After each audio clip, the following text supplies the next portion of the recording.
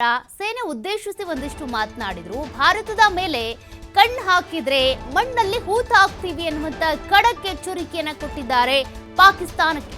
Operation ಸಿಂಧೂರ ಅನ್ನೋದು ಬರೀ ಹೆಸರಲ್ಲ, ಪಾಕ್ಗೆ ಸ್ಪಷ್ಟ ಸಂದೇಶ, ನಮ್ಮ ಪ್ರತಿಜ್ಞೆ ಇದು ಅಂತೇಳಿ ಮಾತನಾಡಿದ್ರು. ಶತ್ರು ರಾಷ್ಟ್ರಕ್ಕೆ ರಕ್ಷಣಾ ಸಚಿವ ರಾಜನಾಥ್ ಸಿಂಗ್ ಅವರು ಖಡಕ್ ಆದ ಎಚ್ಚರಿಕೆ ಕೊಟ್ಟಿದ್ದಾರೆ. ಶತ್ರುಗಳಿಗೆ ಮರೆಯಲಾಗದಂತ ಪಾಠವನ್ನ ಕಲಿಸಿದೆ ಭಾರತ ಸೇನೆ. ಪಾಕಿಸ್ತಾನ ಉಗ್ರರನ್ನ ಪೋಷಣೆ ಮಾಡ್ತಾ ಇದೆ. ಪಾಕಿಸ್ತಾನದ ಅಣ್ವಸ್ತ್ರದ ಬೆದರಿಕೆಗೆ ನಾವು ಬಗ್ಗಲ್ಲ, ಅದನ್ನ ನಾವು ಸಹಿಸೋದಿಲ್ಲ. ಪಾಕಿಸ್ತಾನದ ಅಣ್ವಸ್ತ್ರ ಎಷ್ಟು ಸುರಕ್ಷಿತವಾಗಿದೆಯಾ ಅನ್ನುವಂತ ಪ್ರಶ್ನೆಯನ್ನ ರಾಜನಾಥ್ ಸಿಂಗ್ ಅವರು ಮಾಡಿದ್ರು. ಇವತ್ತು ಜಮ್ಮು ಕಾಶ್ಮೀರದ ಶ್ರೀನಗರ, ಅದರಲ್ಲೂ ಕೂಡ ಬಾಗಕೋಟ್ ಕಂಟೋನ್ಮೆಂಟ್ಗೆ ಹೋಗಿ ಸೇನಾ ಕಚೇರಿಯಲ್ಲಿ ಮಾತನಾಡಿದ್ರು ರಾಜನಾಥ್ ಸಿಂಗ್ ಅವರು. ಆ ಸಂದರ್ಭದಲ್ಲಿ ಸೇನೆಯ ಜೊತೆಗೆ ಆಪರೇಷನ್ ಸಿಂಧೂರದ ಬಗ್ಗೆ ಕೂಡ ಸಂವಾದ ನಡೆಸಿ, ತದನಂತರ ಸೇನೆಯನ್ನ ಉದ್ದೇಶಿಸಿ, ದೇಶವನ್ನ ಉದ್ದೇಶಿಸಿ ಮಾತನಾಡಿದ್ರು ರಾಜನಾಥ್ ಸಿಂಗ್. ಪಾಕಿಸ್ತಾನಕ್ಕೆ ಈ ಸಂದರ್ಭದಲ್ಲಿ ಖಡಕ್ ಎಚ್ಚರಿಕೆಯನ್ನ ರವಾನೆ ಮಾಡಿದ್ದಾರೆ.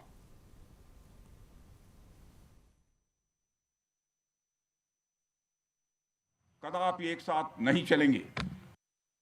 साथियों, आतंकवादियों ने पहलगाम में आतंकवादी घटना को अंजाम देकर भारत के मस्तक पर चोट पहुंचाने की कोशिश की है। भारत की सामाजिक एकता को तोड़ने का भी प्रयास किया गया है। उन्होंने भारत के माथे पर वार किया, हमने उनकी छाती पर वार किया है और छाती पर घाव किया है।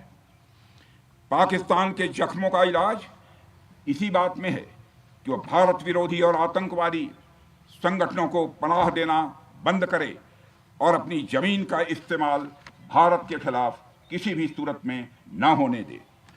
दोनों देशों में जो अंडरस्टैंडिंग बनी है, फिलहाल वह इसी बात को लेकर है कि सरहद पार से कोई बेजा हरकत अब नहीं की जाएगी। अगर की गई तो बात निकलेगी तो बहुत दूर तक जाएगी। साथ ही हमारे प्रधानमंत्री ने यह भी साफ कर दिया है, आतंक और बातचीत कदापि एक साथ नहीं चलेंगे और अगर बात होगी तो आतंकवाद पर होगी और पाक ऑक्युपाइड कश्मीर पर ही होगी। साथियों, ऑपरेशन सिंदूर की कामयाबी ने पाकिस्तान में छिपे आतंकी संगठनों और उनके आकाओं को भी यह साफ बता दिया है कि वे कहीं भी अपने आप को महफूज और सुरक्षित न समझें। अब वे हमारे बहादुर भारतीय सेनाओं के निशाने पर हैं। दुनिया जानती है हमारी सेनाओं का निशाना अचूक है और वो जब वो निशाना लगाते हैं तो गिनती करने का काम वह दुश्मनों पर छोड़ देते हैं।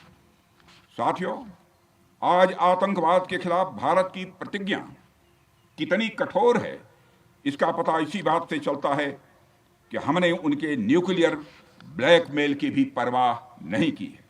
साथियों, आतंकवादियों ने पहलगाम में आतंकवादी घटना को अंजाम देकर भारत के मस्तक पर चोट पहुंचाने की कोशिश की है।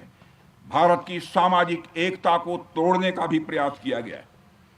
उन्होंने भारत के माथे पर वार किया, हमने उनकी छाती पर वार किया है और छाती पर घाव किया है।